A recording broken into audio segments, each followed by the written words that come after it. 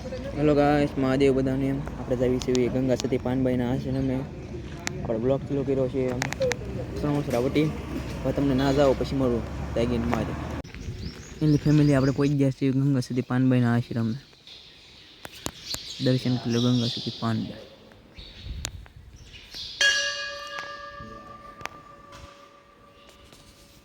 એટલે તમે ગંગા સતી પાનબાઈના આવું કંઈક છે અંદર ત્યાં એનો આશ્રમ. બાજુમાં ભોળાનાથ છે. કોમેન્ટમાં બધા લાઈક નાખજો. હર હર મહાદેવ.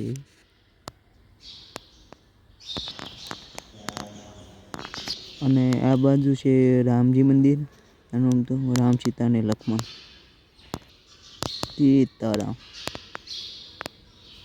દર્શન છે. હું ફરીથી દર્શન કરી લેતી.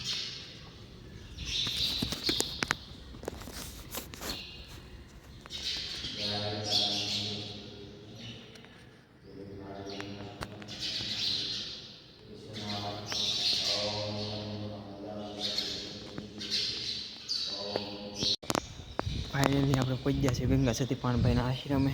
બહુ આશ્રમ છે એનો ક્લિપ આગળ આવશે. એની અંદરથી ઉતાર્યું છે. અંદર કેમ કે બોલવાની મનાઈ છે. બધું છે ટ્રસ્ટ છે બધું. આશ્રમ છે આમ તો મોટો જબરો. બહારથી કંઈક આવું આશ્રમ છે. તમે જોવો છો બહારથી કંઈક આવું આશ્રમ છે.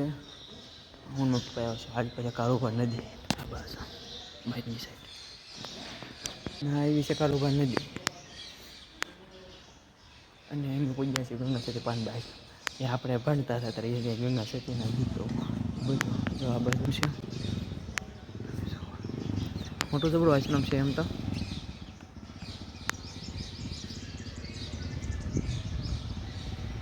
મોટો જબરો ચેર છે. પબ્લિક નથી આજે. આડા દિવસે બહુ પબ્લિક નહીં હોતું, પણ જે દી કંઈ હશે તે દી પબ્લિક હોય. હું તો પહેલી વાર જ આવ્યો અને જગ્યા એક નંબર છે.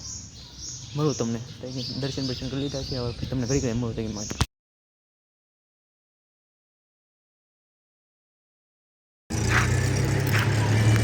આ જોવો એ કાળુભા નદી છે.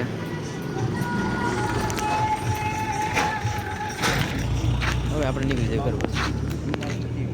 ફાઇનલી આપણે ગરબા નીકળી જઈએ.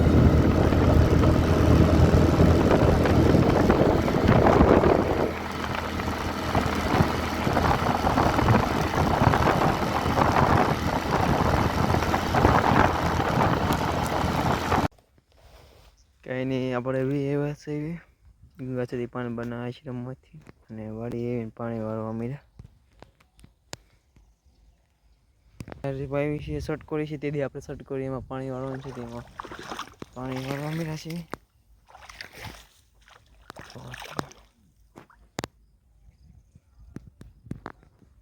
હું આશા કરું છું કે તમને આજનો વ્લોગ ગમ્યો હોય તો લાઈક અને સબસ્ક્રાઇબ કરી દેજો. મહાદેવ.